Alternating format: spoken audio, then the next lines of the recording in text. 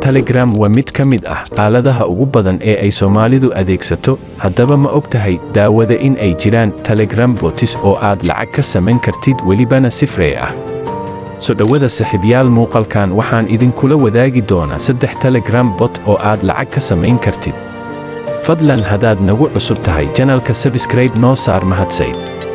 Muuqaalkan haddii ay dad badan daawadaan waxaan mid kasto ka soo samayn doonaa muuqaal gaar ah. mid kastoo linkiisa description-ka hoose ayaan idin soo dhigay, halkaas ka raac. Marka hore waxaad u baahan tahay in aad soo degsatid wallet-kan lagu magacaabo Tonkeeber si aad lacagaha ugu aruursatid.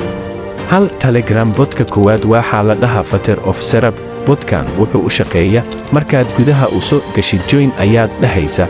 Waxaad lacag ugu samayn kartaa marka hore in aad ku xiratid wallet-ka Tonkeeber, kadib waxaad u diraysaa 3 saaxiibada ah, waxaadna ka helaysaa eber 1 ton.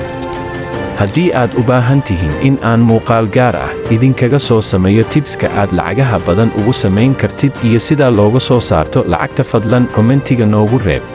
Botka labaad Foxcoin. Botkan wuxuu u shaqeeyaa in aad aruursatid daily rewardska, kadibna markaad 100 diamond gaartid ayaad kala baxaysaa eber 1 ton.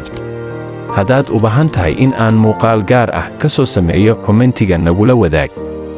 Botka saddexaad SW Gaming. Botkan wuxuu u shaqeeyaa sidii midkii koowaad oo kale. 3 qof ayaad u diraysaa, waxaadna ka helaysaa eber 1 ton.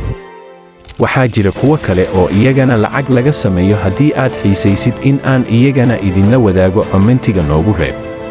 daawade haddaad ka heshay muuqaalka, fadlan subscribe noo saar channelkeena Daacad Studio. Botka aad jeceshahay in aan muuqaal gaar ah ka soo sameeyana nala wadaag, mahadsanid.